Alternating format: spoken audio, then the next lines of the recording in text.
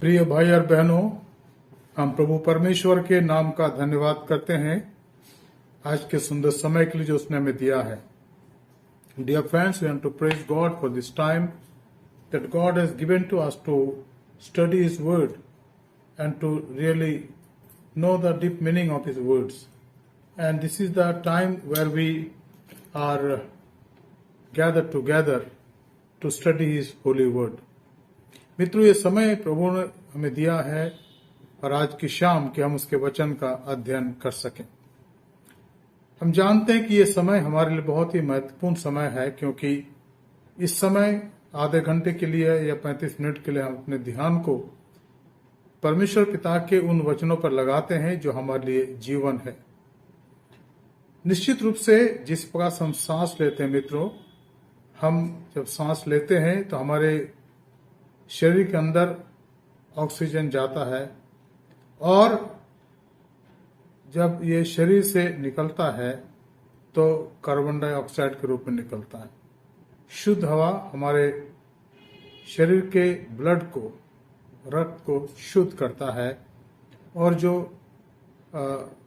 दूषित चीजें हमारे शरीर में वो कार्बन डाइऑक्साइड के रूप में बाहर निकल जाता है। ठीक इसी प्रकार से हमारा आत्मिक जीवन के अंदर भी होता है। यह हमारे आत्मिक जीवन का भी स्तर इसी प्रकार से है। जब परमेश्वर के वचन पर हम गौर करते हैं तो परमेश्वर हमसे बातचीत करता है और हमारे जीवन की वो बातें जो उसकी इच्छा के विरुद्ध में है उसको वो निकालता है। और उसका प्रोसेस क्या है? पश्चाताप। अपने जीवन को प्रभु के सामने हम तौलते हैं और वो हमें शुद्ध करता है और अपने लहू से हमें पवित्र करता है।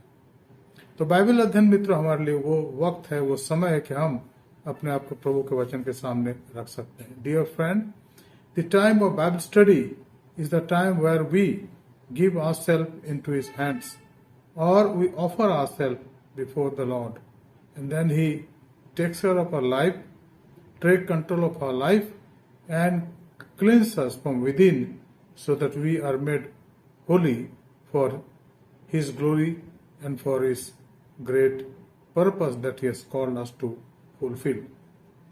Now let us pray as we start today's Bible study. धन्यवाद, स्तुति और महिमा के पिता परमेश्वर, स्वर्ग और पृथ्वी के स्वामी, हम आपको धन्यवाद देते हैं प्रभु, क्योंकि आपके वचन के खुलने से प्रकाश उत्पन्न होता है और वे धन्य है प्रभु जो उस प्रकाश में अपने आप को आलोकित करते हैं। हमारी प्रार्थना प्रभु इस वचन के प्रकाश में आप हमें बढ़ाए ताकि हमारे जीवन से आपको महिमा, स्तुति, आदर मिल सके। Heavenly Father, we thank you and praise you for giving us this time so that we may study your word, and we pray, O God, that clean us, Lord. Make our inner being clean for your glory, so that everything that we do, Lord, and everything we ponder and think may be for your glory. In Jesus' precious name I pray. Amen. मित्रों, हम प्रभु के वचन में पढ़ते हैं इब्रानी की पुस्तक उसका 6वां अध्याय और आज हम देखेंगे उसके 17 पद से 17 से अंत तक देखेंगे। Today our text for the study is Hebrews chapter 6 verses 17 to the end of this chapter, which is verse 20. And we try to see at least 3 things that what God wants to teach us. You remember last time when we studied our Bible study, when we were attending the Bible study, we did a study from the same chapter from 13 verse onwards. Hebrews chapter 6, 13 to onwards we studied. And then we also read that He has promised us that He will give us He will bless us in our lives, and He is the one who is the source of all blessing. And today we will go further. Now verse 70 says, so when God desired to show more convincingly to the heirs of the promise the unchangeable character of His purpose, He guaranteed it with an oath. यहाँ लिखा है 17 पद में लिखा है, इसलिए जब परमेश्वर ने प्रतिज्ञा के वारिसों पर और भी साफ रीति से प्रकट करना चाहा कि उसका उद्देश्य बदल नहीं सकता, तो शपथ को बीच में लाया। और 18 पद में लिखा है, ताकि दो बेद बदल बातों के द्वारा जिनके विषय में परमेश्वर का झूठा ठहराना अनहोना है, दृढ़ता से हमारा ढाढ़स बन जाए, जो शरण लेने को इसलिए दौड़े कि उस आशा को जो सामने रखी हुई है प्राप्त करें। अब यह जो मुख्य बात जिस पर हम गौर कर रहे हैं आज, उसका संबंध है कि परमेश्वर को हम झूठा नहीं ठहरा सकते। मित्रों, परमेश्वर की जो बातें हैं वो हमारे जीवन के लिए उतना ही महत्वपूर्ण है जितना कि हम सांस लेते हैं। एक बार ये सांस टूट जाएगी और हम इस संसार से चले जाएंगे, क्योंकि जब तक सांस है तब तक हमारे जीवन में जीवन है, या हमारे शरीर में जीवन है। लेकिन जब सांस का दौर टूट जाता है तो हम यहाँ से चले जाएंगे या चले जाते हैं। और इसलिए परमेश्वर के बारे में जब हम बात करते हैं तो परमेश्वर कभी भी झूठ नहीं बोलता। प्रभु यीशु मसीह ने कहा कि आकाश और पृथ्वी टल जाएंगी पर मेरी बातें कभी नहीं टलेंगी। मैं इस सत्यता को समझाने के लिए कुछ पदों को पढ़ना चाहूंगा जो बाइबल के अंदर पाया जाता है। सबसे पहले हम देखेंगे यूहन्ना का सुसमाचार, उसका पहला अध्याय। यहाँ क्या लिखा है हम सब जानते हैं। यूहन्ना का सुसमाचार उसका पहला अध्याय 1 से 3 पद। इस पर आप गौर करिए मेहरबानी से। आदि में वचन था, वचन परमेश्वर के साथ था और वचन परमेश्वर था। यही आदि में परमेश्वर के साथ था। सब कुछ उसी के द्वारा उत्पन्न हुआ और जो कुछ उत्पन्न हुआ है उसमें से कोई वस्तु उसके बिना उत्पन्न ना हुई। उसमें जीवन था और वो जीवन मनुष्यों की ज्योति था। ज्योति अंधकार में चमकती है और अंधकार ने उसे ग्रहण ना किया। प्रभु यीशु मसीह हमारे जीवन के द्वारा प्रकाशित हो इस संसार में, वो परमेश्वर चाहता है। लेकिन प्रभु यीशु मसीह कौन है? यहां लिखा है कि वो आदि वचन है। और मित्रों, अगर आप इस सृष्टि के तमाम बातों को ध्यान से देखेंगे, इस पर गौर करेंगे, तो आप पाएंगे कि परमेश्वर के वचन के द्वारा सारे ब्रह्मांड की रचना हुई। उस वचन में वो शक्ति है, वो ताकत है जिसके द्वारा परमाणु बनाए गए, जिसके द्वारा उस ध्वनि से सब कुछ अस्तित्व में आया और उसी के द्वारा ये स्थिर है। परमेश्वर के वचन में लिखा है कि उसने कहा, अगर उत्पत्ति की पुस्तक में पढ़ेंगे पहले अध्याय में, तो लिखा है कि आदि में परमेश्वर ने आकाश से पृथ्वी की रचना की और उसने कहा और ये हो गया। उसके शब्दों के अंदर सामर्थ है। और यहाँ यही यूहन्ना कहते हैं, आदि में वचन था और वचन परमेश्वर के साथ था और वचन परमेश्वर था। In the beginning was the word and the word was with God and the word was God.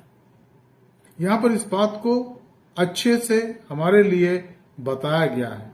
क्या है आदि में? क्या? वचन। वचन और वचन क्या जो हम शब्द कहते हैं मुंह से? निश्चित रूप से। लेकिन ये वचन ईश्वर के मन में, वो जो सर्वशक्तिमान है, वो जो सर्वशक्तिमान अनंत आत्मा है, जिसके सामने से हम भाग कर कहीं नहीं जा सकते, क्योंकि उसके सामने सब कुछ है, उसके प्रीव्यू के अंदर सब कुछ है। परमेश्वर के सामने से या उसके उपस्थिति से हम कहीं जा नहीं सकते। वो परमेश्वर जिसने रचना करी, रचना कैसे करी? उसने अपने शब्दों से इसको बनाया। तो यहां लिखा है, आदि में वचन था और वचन परमेश्वर के साथ था और वचन परमेश्वर था। यही आदि में परमेश्वर के साथ था। सब उसी के द्वारा उत्पन्न हुआ। जो कुछ उत्पन्न हुआ उसमें से कोई भी वस्तु उसके बिना उत्पन्न ना हुई।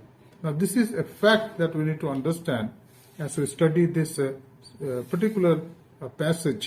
In the beginning was the Word, and the Word was with God, and the Word was God.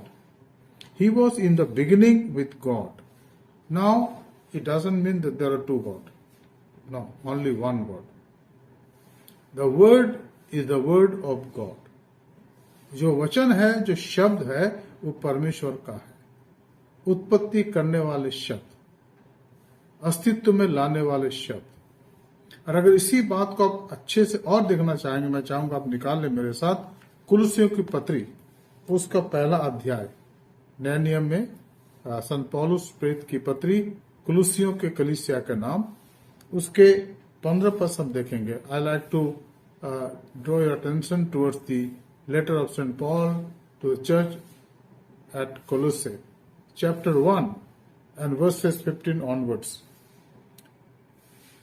He is the image of the invisible God, the firstborn of all creation. For by him all things were created in heaven and on earth, visible and invisible, whether thrones or dominion or ruler or authorities, all things were created through him and for him. Now this is a very, very important truth that we need to understand. And what is that? He is in the beginning. वो आरंभ में है, यहाँ लिखा है साफ साफ, हिंदी में लिखा, वो तो अदृश्य परमेश्वर का कौन? प्रभु यीशु मसीह, Jesus. It is very clear here. It is very obvious and clear here. There is no doubt that Jesus is the image of the invisible God. प्रभु यीशु मसीह अदृश्य परमेश्वर का प्रतिरूप और सारी सृष्टि में पहलौटा। क्यों पहलौटा कहा गया?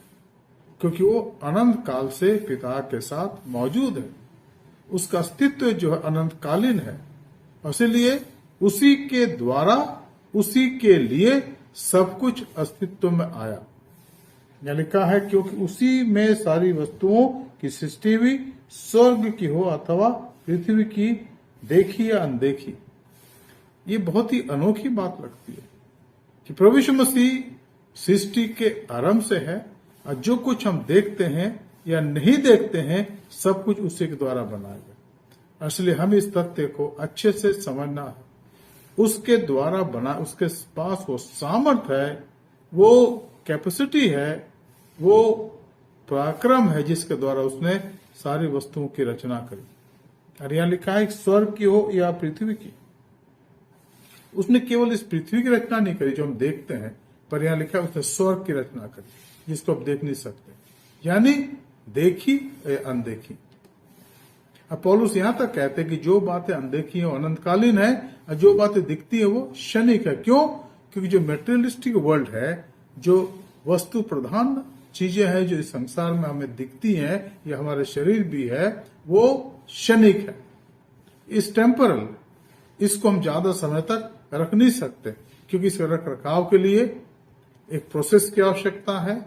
और हमारे जो शरीर के अंदर जो ताकतें हैं, इम्यूनेशन ताकत कह लीजिए या और भी ताकतें कह लीजिए, इसकी एक सीमा है, सीमा के बाहर नहीं है। इसलिए इसको क्षणभंगुर कहा गया है, थोड़े वक्त के लिए कहा गया है। लेकिन जो परमेश्वर जो है हमारा, वो अनंतकालीन है, अनंत काल तक वो बना रहता है। इसलिए उसने हमें जब बनाया, उसने बोल दिया, और लिखा है मनुष्य को उसने अपने हाथ से बनाया।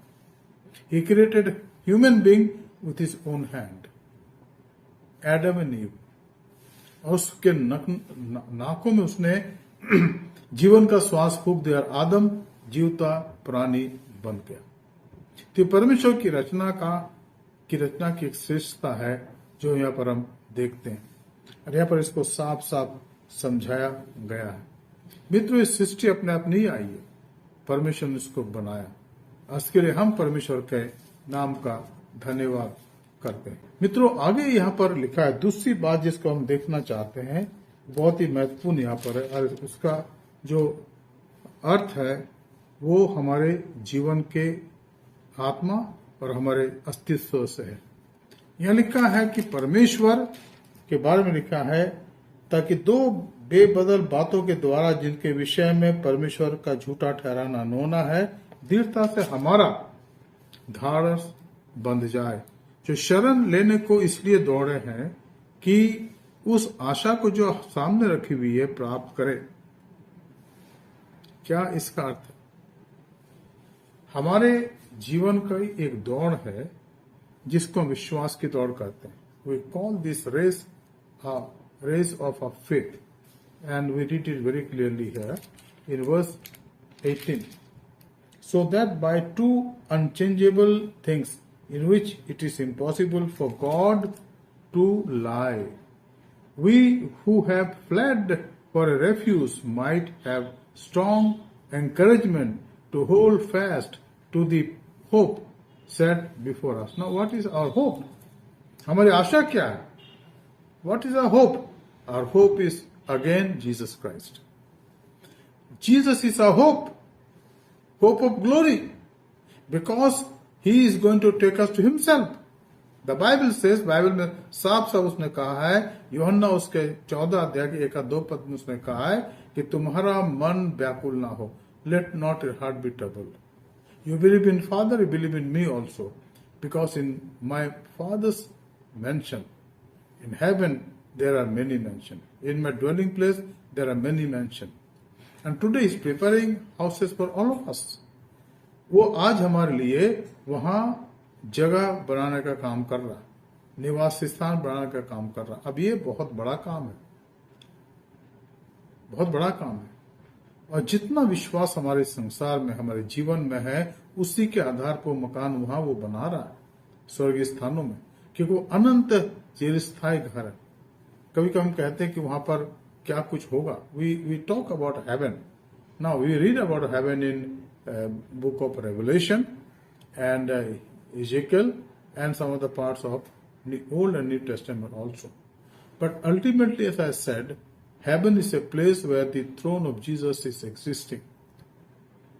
The real house of Jesus, real dwelling place of Jesus is called heaven. And therefore my hope is Jesus Christ. मेरी आशा जो है वो यीशु मसीह है. We don't hope for certain good things, because in this world we suffer a lot of things, suffer for food sometimes, suffer for good clothing, suffer for some good dwelling place, suffer for a good study, suffer for many things and everything. You name and you suffer. But this suffering is going to end one day. We are not going to be here for eternity. And therefore a Christian, even now also when we hear about a lot of atrocities against people of Jesus Christ, the church, the kingdom of God. How many times you have also heard that people are regretting that we have stopped for why you are following Christ? I think none of these people, because they know the hope of glory they are having in their life is none other than Jesus Christ. We don't hope on any material things. We don't hope on our knowledge also that we accumulated. We don't hope for any position that we possess today. And we don't hope even for the money or resources that we have had got in our lives. So what is the hope of us as a believer of Jesus Christ? Our hope is Lord Jesus Christ. He said, heaven and earth will pass away, but not my word. And He said, I am. I am. He was talking with the Israelite in his time, 2000 years ago. 2000 साल पहले जब उस दुनिया में थे, तो वो यहूदियों से बात कर रहे थे. और उन्होंने कहा कि हम तो अब्राहम के वंशज हैं. हमारा पिता इब्राहिम है जो 2000 साल पहले आया, उस समय 2000 साल पहले. अब की बात करें 4000 साल पहले. लेकिन यीशु मसीह ने क्या कहा? इससे पहले कि इब्राहिम उत्पन्न हुआ, मैं हूं. See, this is something which need to be clarified here. Before Abraham, I am. There's no beginning of Jesus Christ. He was with His Father from eternity, and then in the time of fulfillment He came into this world and born of Virgin Mary, and born as a child, as a small child, newborn baby, and then He grew and became a man. In His young age He started His public ministry, And when he became 33 years and 6 months of age or old, he was crucified on the cross.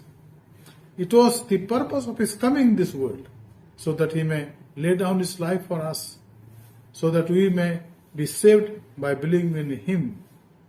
प्रभु यीशु मसीह संसार में आए एक योजना के तहत जो स्वर्गीय स्थानों में अनंत काल के लिए बनाए गए थे। और जब वो संसार में आए और जब वो 33.5 साल के हुए तो उन्होंने अपने आप को क्रूस पर बलिदान कर दिया। आज कई लोग कहते हैं ना कि उसने अपने आप को क्यों नहीं बचाया। वो जो अनंतकालीन परमेश्वर है, अगर उसको बचाना ही था तो यहाँ आते ही नहीं, लेकिन आए ताकि वो हमें बचाने के लिए अपने आप को दे दे। उसका जो कार्य है वो मेरे को बचाने के लिए, आपको बचाने के लिए मित्रों, चाहे हम इसको कैसे भी समझने की कोशिश करें, लेकिन यही सत्य है। वो जो अनंत काल का परमेश्वर है, जो अनंत काल का पिता है, इस संसार में आया ताकि उसके आने से हम बचा लिए जाए, हम पापों से मुक्ति प्राप्त कर सकें। इसलिए वो आया, इसलिए वो मारा गया। He came into this world to die on the cross, and his death was a vicarious. His death was purposeful. His death was his own giving himself in the hands of Father. Because when he was hanging on the cross, he said to his Father, Father, unto your hand I give my spirit. He gave his spirit to his Father so that when the time fulfilled, he took it back and came alive, and they saw him walking, touching them. They also touched him. And he was here for 40 days and 40 nights. And then he was taken up. He ascended into heaven. This is the plan of God, because he is my hope and glory. And why he was taken up? So that he may come back. And this is the plan of God. Dear friends, when a small child, many times I started thinking that one day I will die. And for me, the world will be no more have any meaning after that, because I'll be no more. And then when Jesus will come again, then everybody will go to him. That was my thinking as a child, as a lad of maybe 8-9 years. So, nothing will be here. No relation, no parents, no brother, sister, nothing will be here. Then why God created? Beyond that, I could not understand. But the Word of God talks about clearly that He created me so that He become my hope of glory. And I may enter into His glory and live with Him forever, ever and ever. इसलिए हम प्रभु का धन्यवाद करते हैं, उसकी स्तुति, उसकी बड़ाई करते हैं। दूसरी बात जो यहाँ पर लिखा है, हम पाते हैं उसको पद 19 में लिखा है, वो आशा हमारे प्राण के लिए ऐसा लंगर है जो स्थिर और दृढ़ है और पर्दे के भीतर तक पहुंचता है। We have this as a sure and steadfast anchor of the soul, a hope that enters into the inner place behind the curtain. Now, curtain. You remember the dwelling place or the temple. It has 3 parts. The part for the people who came for offering, burnt offering. आप याद करते हैं कि जो मंदिर बनाया गया है, जो निवासी स्थान था, जो पहले मूसा ने बनवाया ईश्वर की आज्ञा के अनुसार, उसके 3 भाग होते थे। पहला भाग था वो जगह जहां पर बड़ी वेदी रखी गई थी, जहां पर बलिदान चढ़ाते थे। फिर पवित्र स्थान जहां पर भेंट की रोटियां रखी जाती थी, और धूपदान था जहां परमेश्वर के लिए वो धूप जलाते थे और भेंट की रोटियां और भी जो चीजें थी उसके सामने रखते थे। उसके बाद एक पर्दा होता था, उसके अंदर वाचा का संदूक होता था, जिसको कहा गया महापवित्र स्थान। और यहाँ पर उसी का वर्णन है मित्रों। We read about it. वो आशा हमारे प्राण के लिए ऐसा लंगर है जो स्थिर और दृढ़ है और पर्दे के भीतर तक पहुंचता है।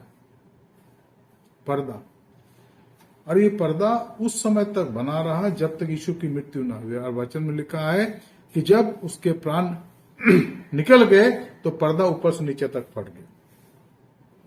अब हमारा वहां पर हमारी पहुंच हो गई. The curtain got torn from top to bottom, so that we may now have access to that most holiest of holy, where the high priest in the order of Melchizedek is offering our supplications to his Father. और उसके अंदर जो संदूक रखी गई उसको कहा जाता था परमेश्वर की वाचा का संदूक. और उस संदूक ऊपर सोने का एक जगह थी, उसको कहा मर्सी सीट, प्रायश्चित का ढकना. और उस ढकने के ऊपर जो सोने का बना था, महायाजक साल में एक बार भेंट के उस रक्त को छिड़कता था, बलिदान का रक्त छिड़कता था. परमेश्वर आप हमारे पापों को ढांक दे. तो ये वास्तविक अर्थ है जिसको हमें समझना और जानने की आवश्यकता. अब तीसरी बात यहां हम पाते हैं जो लिखा है इब्रानियों उसका 6वां अध्याय और उसके 20 पद में लिखा है, जहां यीशु ने मलकिसिदक की रीति पर सदा काल का महायाजक बनकर हमारे लिए अगुआ के रूप में प्रवेश किया. When Jesus has gone as a forerunner on our behalf, having become a high priest forever after the order of Melchizedek. अगर आप मेरे साथ दोबारा पढ़ना चाहें, जो हमने पिछले बार भी पढ़ा था, आपको याद है, उत्पत्ति की पुस्तक उसका 14 अध्याय, the book of Genesis chapter 14, and we read from verse 18, 19 and 20. क्या लिखा है पर? And Melchizedek, king of Salem, brought out bread and wine. He was priest of God Most High, and he blessed him and said, Blessed be Abraham by God Most High, possessor of heaven and earth, and blessed be God Most High, who has delivered your enemies into your hand. हम हिंदी में पढ़ेंगे. यहाँ लिखा है उत्पत्ति उसका 14 अध्याय 18 से 20.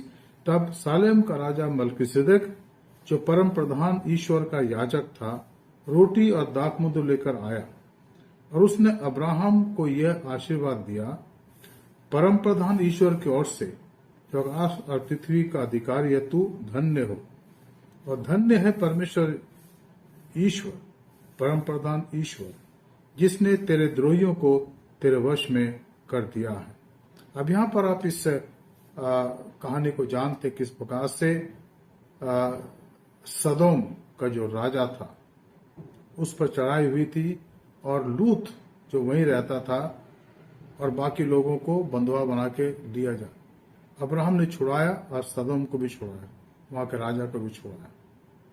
और तब जब अब्राहम इस काम को कर रहा था, तब वहां लिखा है कि ये सालेम का राजा मलकिसिदक आया, उसके लिए वो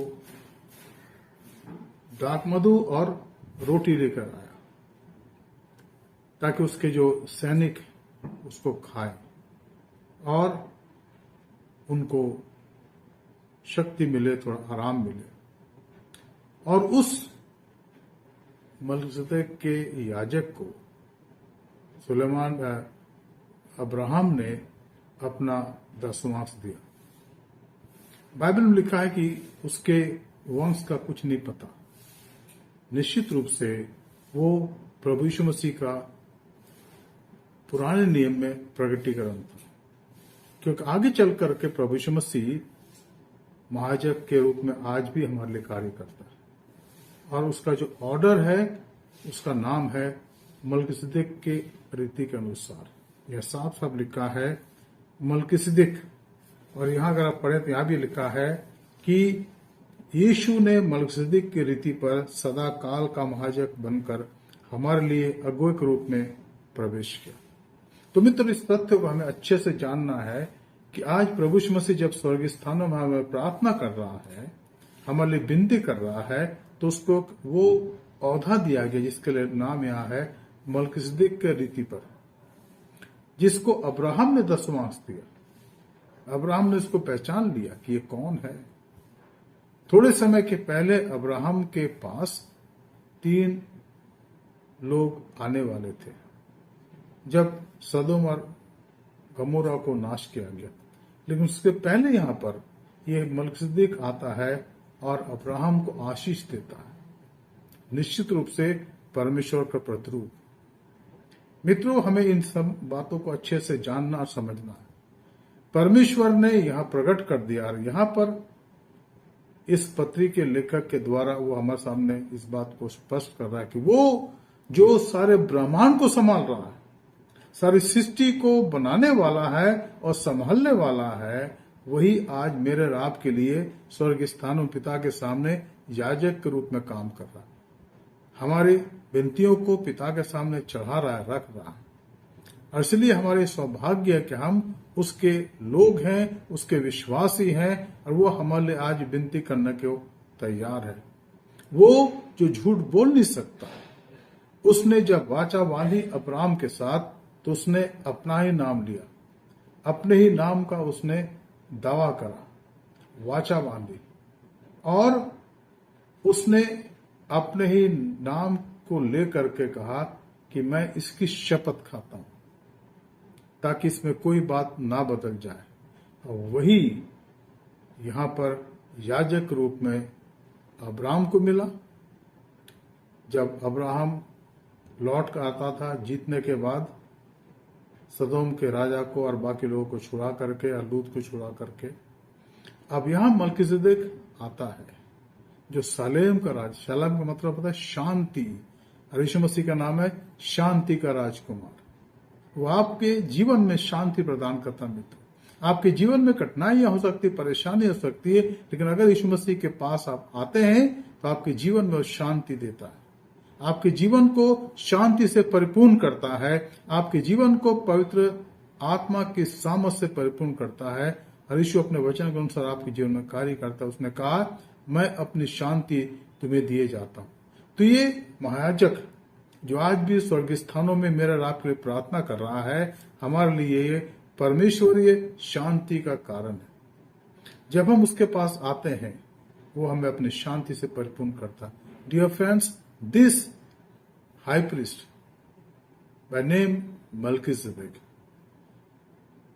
he is the king of peace, prince of peace. Even today he is alive to pray for us, to offer our offerings, our supplications, so that we become victorious and grow in the Lord and wait for his second coming. Hope for the glorious hope, so that once he is going to come again, he is going to take us to himself. हम प्रभु का धन्यवाद देते मित्रों, इस सुंदर वचन के लिए जिसने हमें दिया। हमारा जीवन धन्य हो जाता है। वो हमारे जीवन के लिए आज भी प्रार्थना कर रहा है। क्या आपने इस बात को महसूस किया? Have you expect this that he is praying for you? You should expect him, because he is the high priest for all of us. He is there. He is not only praying for our so that we get or receive the divine pardon. He does it. He is doing that. But more than that, he is praying so that we may live a victorious, faithful life, Christian life, and grow in him day by day and prepare ourselves for his second coming. May the Lord bless all of us as we have studied this word. Let's pray. आइए हम प्रार्थना करें. धन्यवाद, स्तुति और महिमा के पिता परमेश्वर, स्वर्ग और पृथ्वी के स्वामी, हम आपका धन्यवाद देते प्रभु आपके वचन के लिए जो आपने हमें दिया.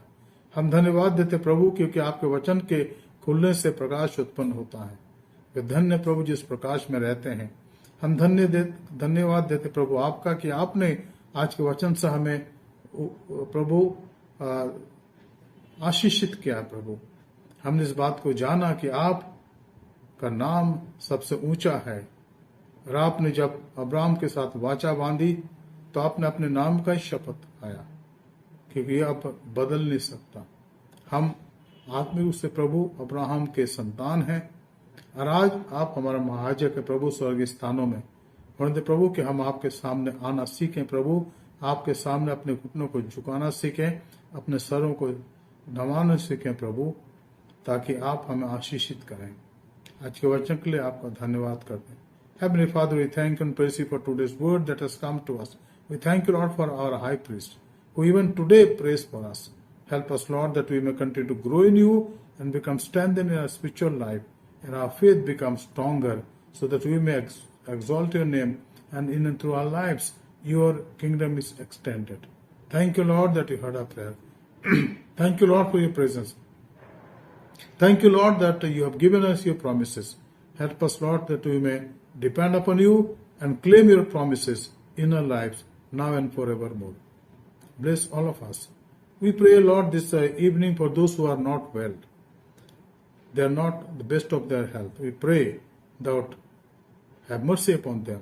प्रभु उन पर आप दया करें, उनको चंगाई दें और अपने शांति से परिपूर्ण करें।